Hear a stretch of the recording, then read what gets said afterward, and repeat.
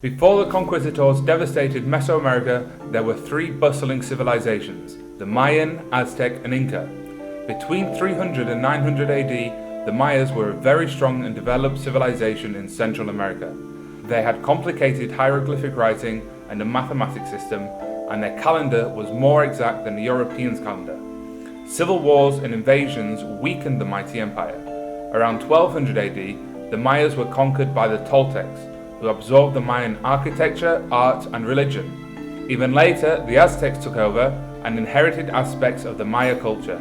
By the time the Europeans came, the Maya civilization had collapsed.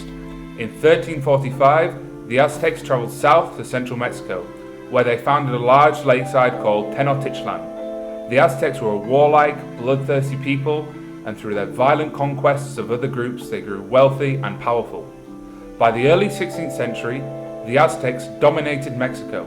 It is believed that the Aztec Empire of over 10 million people had a strong military tradition and a well-established trading network.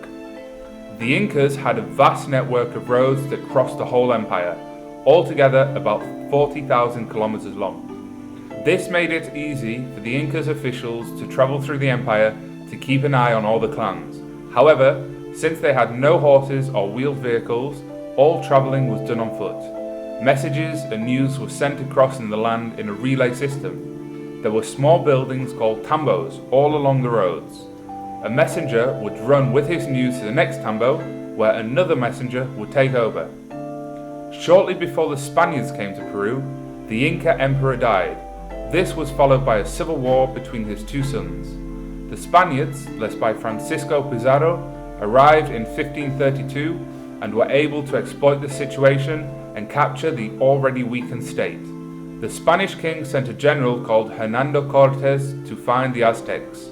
The Aztecs' capital was at Tenochtitlan, today is Mexico City, a vast city with causeways and bridges and huge stone buildings and temples.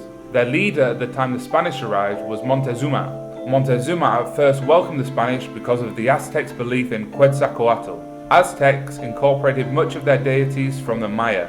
The Maya god Kukulcan became the Aztec god Quetzalcoatl. According to the Aztec legend, the god Quetzalcoatl had been defeated by an evil god and disappeared into the Atlantic Ocean.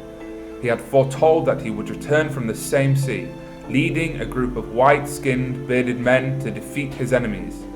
When the Spaniards came from the east, white-skinned and bearded, the Aztecs did not fear them. Instead, they welcomed them as their deity and his group of warriors, which made it so much easier for the Europeans to conquer the Aztecs. So, the Aztecs believed they might be holy men, but they were soon to realize this was not so. The Spanish conquistadors were only interested in the gold. Similarities in beliefs can be found amongst the Incas. Viracocha was a supreme god of the Incas. Considered the creator god, he was the father of all other Inca gods, and it was he who formed the earth, heavens, sun, moon, and all living beings. When his work was finished, he traveled far and wide teaching humanity and arts before he headed west across the Pacific, never to be seen again, but promising one day to return. Spanish chroniclers from the 16th century claim that when the conquistadors, led by Francisco Pizarro, first encountered the Incas, they were greeted as gods because their lighter skin resembled their god, the Viracocha. This story was reported by Pedro Cieza de Leon, 1553, and later by Pedro Sarmiento de Gamboa. Similar accounts by Spanish chroniclers describe Viracocha as a white god, often with a beard. It was believed that human beings were Viracocha's second attempt at living creatures, as he first created a race of giants from stone in the Age of Darkness.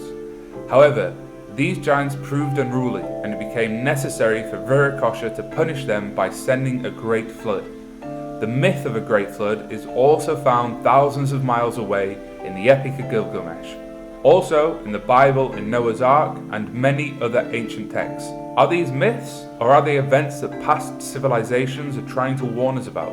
Evidence shows that the Inca originated in the area of Lake Titicaca. Tiwanaku itself is one of the most mysterious places of human habitation on the planet. Modern science has been unable to explain how such a clearly highly evolved culture as that of Tiwanaku and the even more technologically advanced one at nearby Pumapunku were able to sculpt precision cut stone, some of immense size with the tools of hunter-gatherers, and then elevate them to 13,000 feet. This is an almost impossible task for our civilization to undertake with our technology today. These myths and mysteries, Viracocha, Quetzalcoatl, a great flood, immense structures with astonishing precision, are all trying to tell us something: that a highly advanced civilization once existed in prehistory, but was obliterated in a global catastrophe. Clearly, some survivors of the flood traveled the world to restart the human civilization. This idea becomes extremely exciting and promising when looking at the evidence of a catastrophic flood in the scablands of America. The landscape has clearly been devastated by a colossal flood. Scientists can now show without a shadow of a doubt there was a comet impact on the North American ice sheet 12,800 years ago, which caused this great flood. We need to take more notice of these ancient stories, as they are telling us about our past and what to be careful of in the future.